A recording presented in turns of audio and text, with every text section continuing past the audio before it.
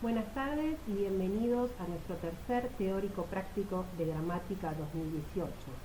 Hoy vamos a comenzar a desarrollar algunos conceptos relacionados con la morfología, que es una disciplina que estudia la estructura interna de las palabras. En particular nos vamos a dedicar a la expresión de las categorías morfológicas de género y número que aparecen específicamente en los sustantivos y en los adjetivos, pero también en otras clases de palabras. Vamos a repasar la noción de morfema, las distintas definiciones que podrían aparecer en la bibliografía de este concepto, para luego adentrarnos en la expresión de las categorías morfológicas de género y número en la construcción nominal y en las conexiones sintácticas que se establecen entre los distintos elementos del nominal en estas dos categorías. Hacia el final del video van a encontrar un texto a analizar con una consigna que en parte voy a comenzar a resolver a modo de ejemplo y luego ustedes continuarán en sus casas. Por eso, en el próximo video van a encontrar la corrección de ese ejercicio para que puedan chequear alguna otra duda que les haya surgido. Les voy a enviar también ese ejercicio a través del campus en formato Word para que puedan manipularlo y trabajar sobre él más cómodamente. Nos vemos entonces en nuestro próximo teórico práctico y quedo a disposición para cualquier duda que pueda surgir sobre este. Vamos a comenzar a desarrollar algunos temas relacionados con la morfología, una disciplina que se dedica al estudio de la estructura interna de las palabras. Partimos de la definición de morfema como unidad mínima de significado. Si bien no toda la bibliografía provee la misma definición de morfema, la cátedra va a tomar la definición de morfema como unidad mínima con significado. Hasta ahora habíamos definido al fonema como unidad mínima y autónoma del plano del significante, sin significado en sí mismo, cuyo contraste permite cambio de significado. Cuando hablamos de morfema, nos referimos a una unidad mínima con significado. Hablamos de un signo compuesto por dos planos, el del significante y el del significado. Por ejemplo, si tomamos la palabra gato, las unidades mínimas que podemos encontrar en esta cadena son gat y o. Puedo contrastar gato con gata, gatos, gatitos, y así determinar que gat permanece constante. En este caso, el significado del segmento que se mantiene en toda la serie de palabras sería felino doméstico, mientras que o señala el significado género masculino. Representamos el significado entre llaves y con comillas, como pueden ver en pantalla, y los alomorfos entre barras con transcripción fonológica. Dada la cadena gato, puedo identificar dos unidades mínimas con significado, gat y o. El morfema, constituido por significado y significante, encuentra en el morfo la realización concreta. El morfo está constituido por un fonema o cadena de fonemas. ¿Qué paso vamos a seguir para llegar a la partición que hicimos anteriormente? Vamos a comparar la palabra bajo análisis con otra u otras palabras de la lengua para encontrar cuáles son las unidades que se mantienen constantes y recurren en otras cadenas con el mismo significado. Este es el procedimiento que vamos a tener que seguir siempre que hagamos la identificación de morfemas. No vamos a hacer un análisis diacrónico de los morfemas, sino más bien sincrónico. Esto quiere decir que vamos a comparar con otras unidades que efectivamente existan en la lengua y que recurran con el mismo significado. ¿Qué sucede si agrego el fonema S a la cadena gato? En gatos tengo ahora tres morfemas. El último tiene el significado plural y se representa con el morfo s. A partir de la definición de morfema que tomamos, vamos a identificar en la cadena elementos portadores de significado. Es importante aclarar esto porque en la bibliografía hay artículos como el de Pena en el que se define morfema como unidad mínima gramatical. El autor analiza, por ejemplo, una palabra como polvareda y sostiene que puede identificar tres morfemas: polv, con el significado de polvo; eda, con el significado conjunto de; y ar, al que no puede atribuirle ningún significado. De todas formas, como ar puede ser delimitado en la cadena, el autor sostiene que es un morfema, ya que la definición de la que parte es la de unidad mínima gramatical.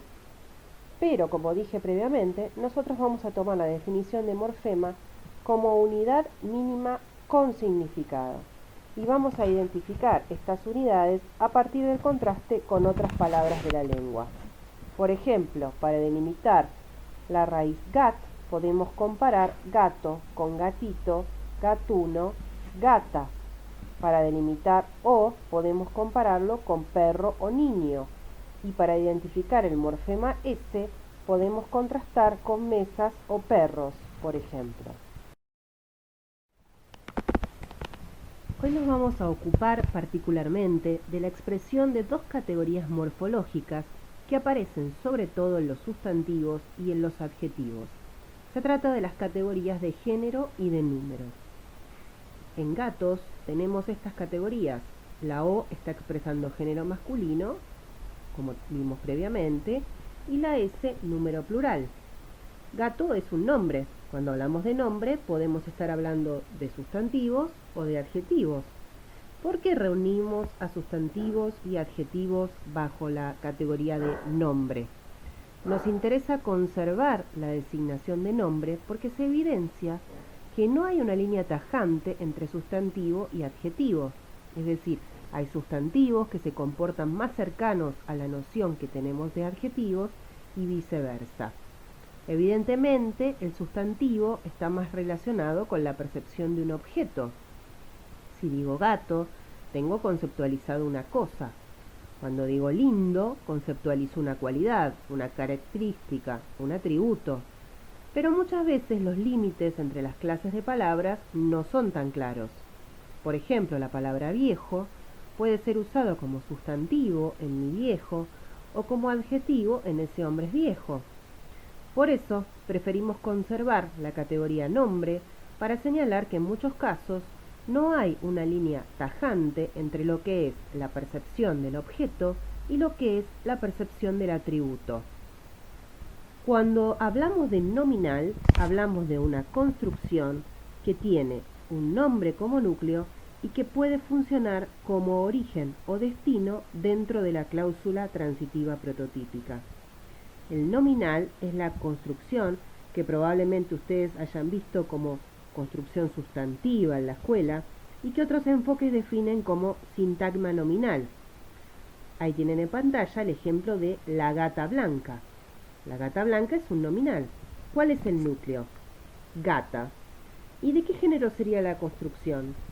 Tienen varios datos que les permiten a ustedes deducir que la gata blanca es una construcción de género femenino. El afijo a en gata y en blanca y el artículo la. Género y número son dos categorías morfológicas que se manifiestan en el nombre sustantivo y en el nombre adjetivo, pero también en el artículo. El nombre sustantivo, por ejemplo gata, tiene por un lado un significado léxico, que es el de felino doméstico, pero además tiene un significado gramatical que se expresa en esa a, y ese significado de género femenino.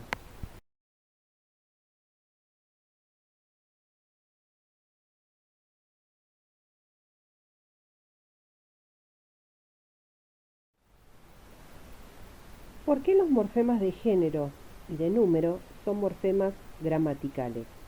Por un lado, porque muestran una distribución bastante regular. Por otro, porque se distribuyen de manera bastante sistemática. Por ejemplo, hay un sistema de género femenino en español. Por último, las categorías morfológicas de género y número permiten establecer conexiones de los sustantivos con otros elementos dentro de la cadena de la construcción nominal. Por ejemplo, en la gata blanca, el núcleo gata manifiesta género femenino y hace que se establezcan conexiones sintácticas con el adjetivo blanca y el artículo la.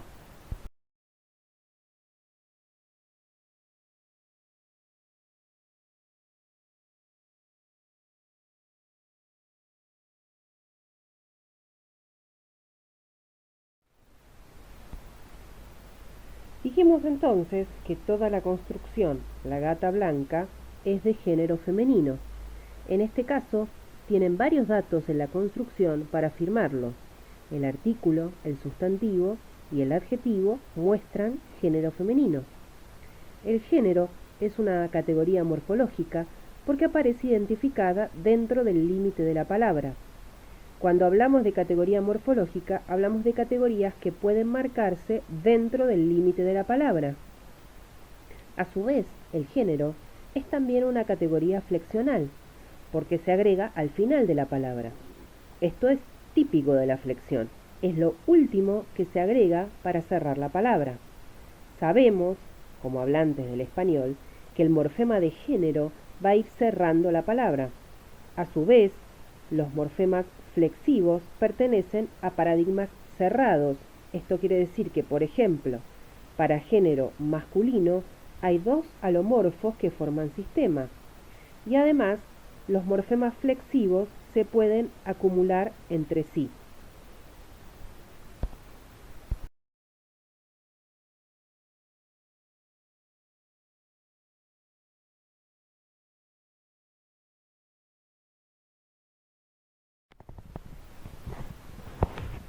La categoría de género es propia de los sustantivos, pero también aparece en otras clases de palabras como en los adjetivos, en los artículos y en ciertos pronombres personales.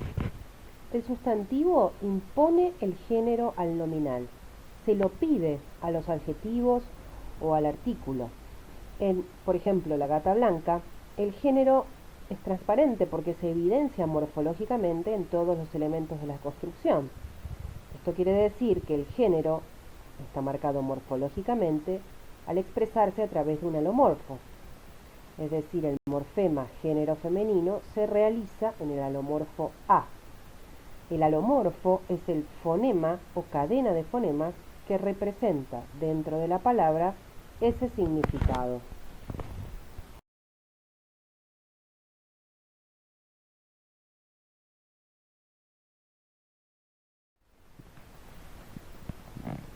Ahora, así como en la gata blanca el género se expresa de modo transparente porque se evidencia morfológicamente en todos los elementos de la construcción, en ciertos casos el género no se manifiesta morfológicamente en el sustantivo. Por ejemplo, en la palabra mesa, el fonema A de mesa no expresa género femenino y eso lo puedo contrastar comparando mesa con meso, que es una palabra no existente en nuestra lengua. En mesa el género es opaco, porque no hay relación evidente con el sexo y porque además no tenemos alomorfo de género femenino. Entonces, el sustantivo mesa tiene género femenino y lo pide al adjetivo y al artículo, pero no lo muestra. Entonces, reiteramos, el sustantivo tiene género inherente, pero a veces lo muestra y en otros casos, como en mesa, si bien no lo muestra, lo pide a los demás elementos de la cadena.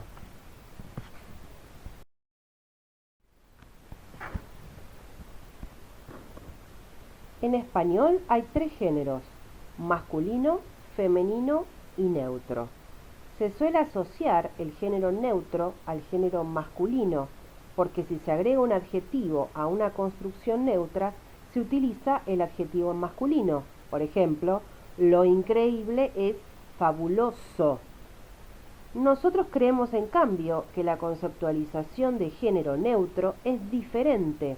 En general, la conceptualización del género neutro está más relacionada con lo abstracto, porque los sustantivos que aparecen en una construcción neutra responden a un esquema de sustantivos más abstracto. Veamos ahora cuáles son las conexiones sintácticas de género que se establecen entre los distintos elementos de la construcción nominal. La conexión sintáctica de concordancia se manifiesta cuando se especifica de modo múltiple la categoría, es decir, en todos los elementos de la cadena se muestra la categoría. Por ejemplo, en gata blanca, el alomorfo A muestra significado femenino tanto en gata como en blanca. Esta conexión sintáctica es llamada de concordancia plena, porque es una representación morfológica múltiple de la categoría. El elemento A, gata, muestra la categoría, la pide, y el elemento B, blanca, le contesta. En la concordancia plena, el sustantivo, que tiene género inherente, como ya dijimos, orienta la conexión sintáctica, pero además la evidencia, la muestra. Todos los elementos de la cadena muestran el morfema de la categoría, que en este caso se manifiesta a través del alomorfo A.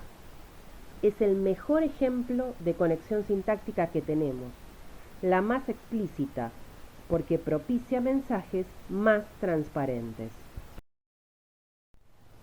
Ahora bien, en ciertas construcciones, la manifestación de la categoría de género no se produce en todos los elementos de la construcción. Podemos tener una conexión sintáctica de concordancia parcial cuando uno de los elementos no muestra la categoría. Por ejemplo, en mesa blanca hay concordancia parcial porque mesa tiene género inherente pero no la muestra. Lo mismo pasa en escritorio negro. El fonema O de escritorio no es en este caso un alomorfo de género, ya que no puedo contrastar escritorio con escritoria. Entonces, hay un elemento de la cadena, escritorio, que no muestra el género, pero pide género masculino, y negro, que sí muestra la categoría, le responde. El elemento A, que es el núcleo de la construcción, en este caso escritorio, tiene la categoría de género, pero no la muestra, aunque sí la pide. El adjetivo le contesta y podemos caracterizar a la construcción como de género masculino.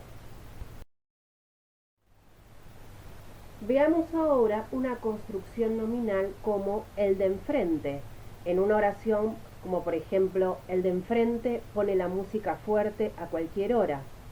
Evidentemente, debo apelar a la realidad o al conocimiento del mundo para darme cuenta en el contexto situacional cuál es el género en cuestión de la construcción y utilizar el artículo que corresponda, ya que de enfrente no me orienta. En este caso, el elemento A, de enfrente, no muestra la categoría, pero el elemento B, que es el artículo el, sí la muestra. Entonces, tengo que apelar al conocimiento extralingüístico para identificar el referente, para saber que necesito usar el artículo masculino o femenino según el caso.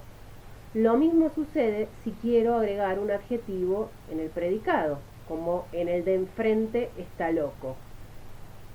La conexión sintáctica que se establece entonces entre el artículo el y de enfrente es de referencia externa. ¿Por qué? Porque debo hacer referencia a lo extralingüístico, al conocimiento del mundo, al contexto situacional, para solucionar la conexión. Dijimos entonces que en la concordancia plena el elemento A tiene género, lo muestra y lo pide a los demás elementos de la construcción. En la concordancia parcial, el elemento A tiene género, pero no lo muestra, aunque sí lo pide. Y en la referencia externa, el elemento A no tiene género, obviamente no lo muestra, pero sí lo pide. Veamos ahora una construcción como el jueves increíble. Ni el sustantivo jueves ni el adjetivo increíble muestran la categoría de género. Entonces, entre jueves e increíble no hay conexión sintáctica de género por concordancia plena. Tampoco hay concordancia parcial y no hay referencia externa. Recién cuando llego al artículo puedo comprobar que jueves es masculino. Pero en jueves increíble tengo un elemento A y un elemento B adyacentes y ninguno de los dos flexiona para mostrar género. El género recién se evidencia cuando se basamenta la construcción con el artículo. Entonces, lo que hay entre jueves e increíble es una relación de adyacencia y entre jueves increíble y él sí hay concordancia parcial porque el artículo sí manifiesta género masculino. ¿Cuáles son los alomorfos de género femenino o masculino del español? Los de género femenino son a, como en perra o gata, ina, como en zarina, esa, como en condesa, isa, como en poetisa, is, como en actriz, y el alomorfo cero, como ocurre en una palabra como mano. El alomorfo cero no tiene manifestación morfológica, es decir, que no hay un fonema ni cadena de fonemas en la palabra que manifieste el género. Sustantivos como tez, mesa o mano tienen alomorfo cero de género. Los alomorfos de género masculino son o, como en perro, y el alomorfo cero, como en león, donde no hay un fonema o cadena de fonemas que manifieste género masculino. Hasta ahora estuvimos hablando de manifestaciones morfológicas del género, es decir, que el género se manifiesta en un alomorfo en la cadena. Pero hay otras estrategias en la lengua para manifestar el género, por ejemplo, estrategias sintácticas. Contrastemos la papa versus el papa o la cometa versus el cometa. La construcción con el artículo permite diferenciar dos morfemas diferentes aunque compartan fonéticamente el alomorfo. Uno es papa con el significado de pontífice y otro es papa con el significado de tubérculo. Es la construcción con el artículo la que permite asignarle género a papa. Lo mismo pasa con el cometa y la cometa. Hay manifestación sintáctica de género, es decir, la realización fonológica o fonética de papa o cometa es la misma para los dos morfemas, pero sin embargo el significado es totalmente diferente. El cometa se refiere al fenómeno celeste y la cometa es el barrilete. Por eso decimos que la estrategia para manifestar género en estos casos es una estrategia sintáctica, porque cuando hablamos de sintaxis, hablamos de la relación que se establece entre los elementos de una construcción. Estas relaciones de conexión sintáctica son el primer paso que ustedes van a ver hacia la sintaxis. Hay construcciones que muestran una manifestación léxica del género. Por ejemplo, sapo hembra y sapo macho. Dado que es imposible la zapa o la sapo, la palabra hembra está indicando el sexo del sapo. Hembra o macho son sustantivos epicenos que indican el sexo cuando los seres humanos no lo identifican en ciertos animales. El sustantivo sapo podría orientar al artículo, pero seguiría sin saber cuál es el sexo. El sexo está lexicalizado en la palabra hembra o macho, que es la que va a orientar generalmente al adjetivo. Entonces diríamos el sapo hembra es más movediza, por ejemplo. El sustantivo hembra está calificando de alguna manera a sapo, que sería el núcleo semántico, así que se comporta como un especificador. Por eso hablamos de construcción especificatoria, porque hembra o macho dan un atributo, especifican.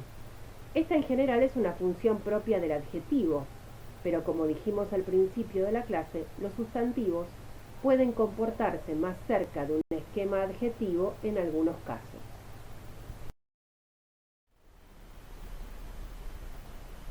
La distinción entre hombre y mujer también se da por una manifestación léxica del género.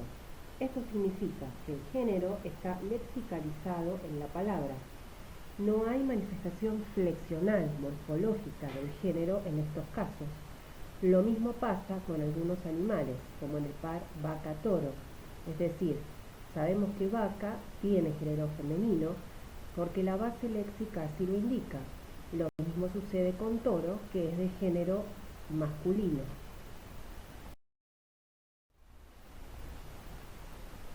Otra manifestación posible del género es la que se da en un morfo amalgama.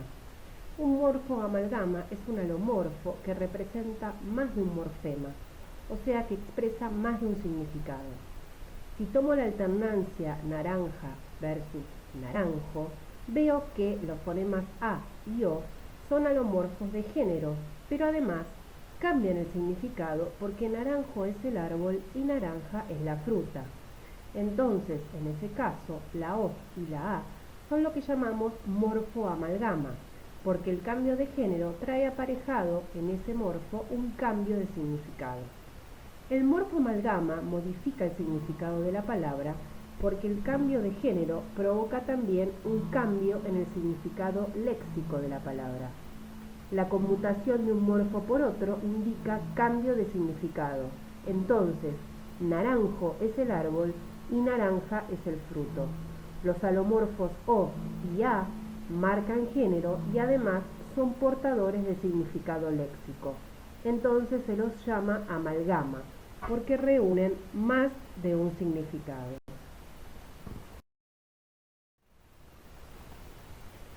Hemos visto construcciones nominales con un sustantivo como núcleo y adjetivos y artículos como modificadores que respondían al pedido de género que solicitaba el sustantivo. Ahora bien, ¿cómo se manifiesta el género en los adjetivos? Hay adjetivos variables e invariables. Los variables muestran género masculino y femenino, es decir, un alomorfo expresa el género masculino en un caso o femenino en el otro. Este es el ejemplo de hermoso y hermosa, donde aparece un alomorfo O para el género masculino y un alomorfo A para el femenino. Ahora, puede ser que uno de los dos adjetivos del par no flexione, como en educador y educadora. En este caso, aparece un alomorfo 0 en el masculino y solo el femenino flexiona para mostrar morfológicamente el género. Hay adjetivos invariables que no flexionan ni en masculino ni en femenino, que son aquellos terminados en consonante o en vocal, como feliz, verde, hindú, difícil, entre otros.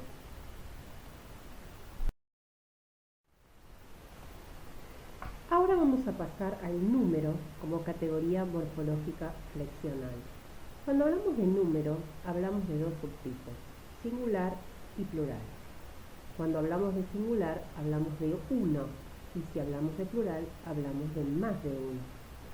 El singular especifica uno, el plural especifica más de uno. Pero cuando el hablante especifica más de uno, ya está conceptualizando el conjunto de objetos como más de uno. ¿Por qué aclaro esto? Porque no vamos a ver al plural como un derivado del singular, sino que el hablante siempre percibe una unidad. Esa unidad puede ser unívoca, es decir, un solo objeto, una sola cosa, o puede ser que esa unidad tenga internamente más de uno y entonces será plural. Esto es importante porque le da igual importancia a los dos números. Si bien estamos de acuerdo con las gramáticas en que el plural está marcado, consideramos que el hablante siempre percibe una unidad. Si esa unidad internamente tiene más de uno, el número será el plural. Decíamos que el sustantivo tiene género inherente, pero no decimos que el sustantivo tenga número inherente, porque el número es una cuantificación que depende del hablante, no pertenece al designado. La conceptualización del plural es diferente de la del singular, no es una categoría derivada. Los alomorfos de número son los del plural, porque en español la categoría que marca es la del plural. Entonces, el plural es la categoría marcada y el singular es la categoría no marcada, porque no hay un alomorfo que signifique singular en español. Cuando hablamos de categoría marcada, nos referimos a que tenga manifestación morfológica. Los alomorfos de números son S, como en los perros negros, ES, es, como en felices, y un alomorfo 0, como en las crisis pasajeras. En este último caso, crisis está en plural, pero eso lo verifico por la relación de concordancia que establece con el adjetivo y el artículo, ya que no tiene un alomorfo, crisis, que manifieste el número. Entonces, si bien en español la categoría está marcada, no siempre se evidencia en un alomorfo.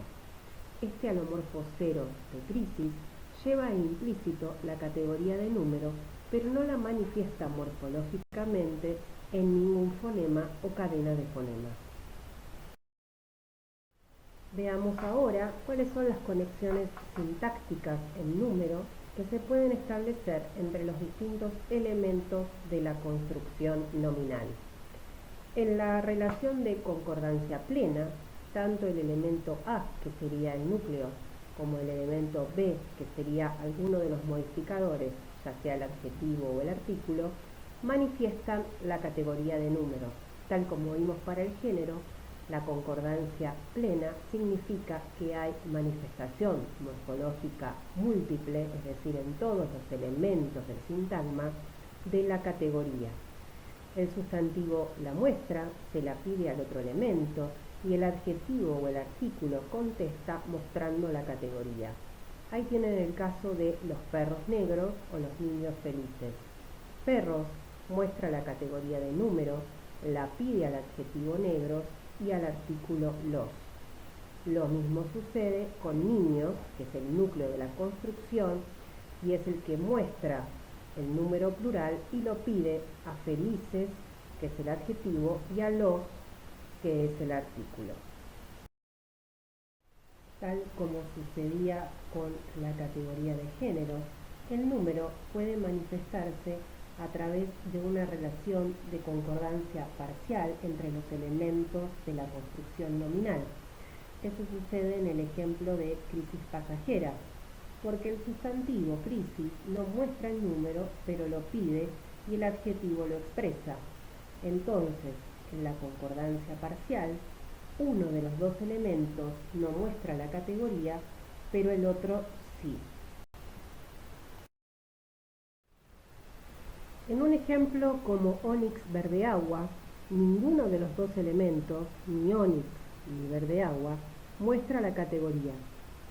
En este caso, aparece una relación de adyacencia entre los dos elementos que están ubicados uno al lado del otro, pero que no muestran o evidencian el número en un morfema. Recién el artículo es el que va a señalar el número plural, pero entre ónix y verde agua, es decir, entre el elemento A, que es el núcleo, y el adjetivo o la construcción sustantiva que funciona como adjetivo, no hay relación o conexión de concordancia, sino de adyacencia. La conexión de referencia externa también aparece en la categoría de números, es decir, se establece una conexión sintáctica entre los elementos de la construcción nominal en número a través de la referencia al contexto extralingüístico, por ejemplo, en una construcción como los de atrás, en donde el número nuevamente tiene que ser identificado a partir de la referencia a la realidad, es decir, entre los y de atrás no hay una concordancia que se manifieste a través de elementos morfológicos, sino que es necesario apelar al conocimiento del mundo o a la realidad extralingüística para poder solucionar la conexión entre estos dos elementos. Como vimos, la expresión de la cantidad puede ser morfológica, Pero también tenemos otras estrategias. Los cuantificadores son bases léxicas que manifiestan cantidad y podemos tener manifestaciones léxicas del número como nos pasaba con la categoría de género. El número se puede manifestar en un cuantificador, por ejemplo en el nominal 3 perros negros. Ahí, aparte de tener el alomorfo de número en perros y en negros, aporto algo más. Tengo una palabra, 3, que también especifica cantidad. Es decir, que tengo algunas palabras de la lengua que en sí mismas llevan la idea de cantidad.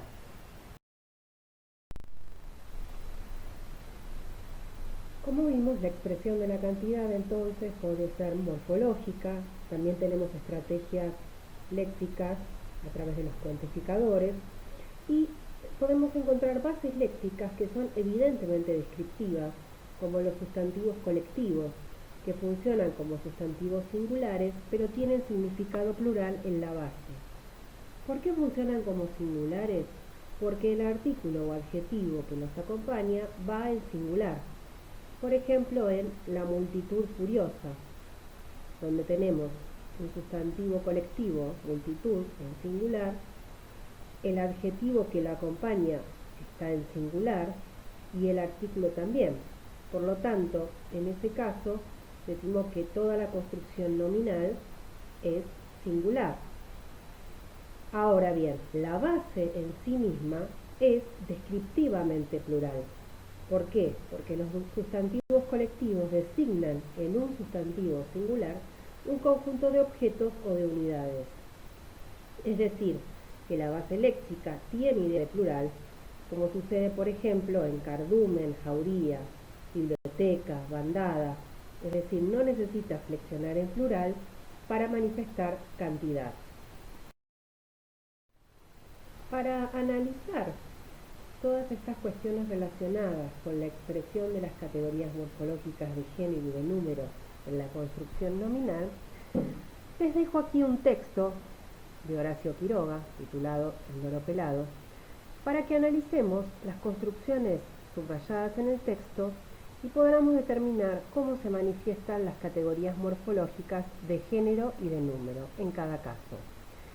Estas construcciones que ustedes encuentran subrayadas las vamos a tomar a modo de ejemplo para que tengan una idea del tipo de análisis que les pedimos cuando la consigna es que determinen de qué forma se manifiestan las categorías morfológicas, y van a ver que les voy a enviar luego un texto para que ustedes puedan analizar en sus casas siguiendo esta guía. Entonces, en esta oportunidad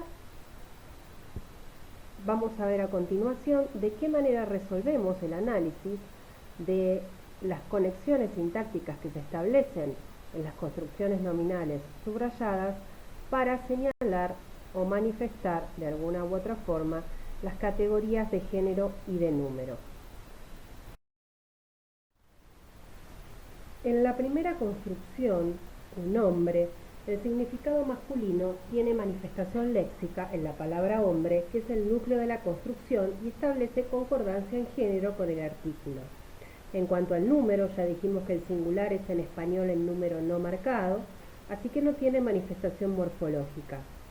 En un loro hay concordancia plena en la categoría de género masculino y es morfológica la manifestación porque puedo contrastar loro con lora, es decir, que el alomorfo o tiene significado de género masculino.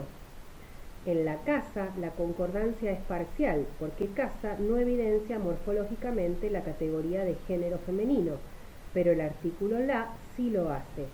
Hay una conexión sintáctica de concordancia parcial, porque la manifestación es morfológica en el artículo, pero no se evidencia morfológicamente en el sustantivo.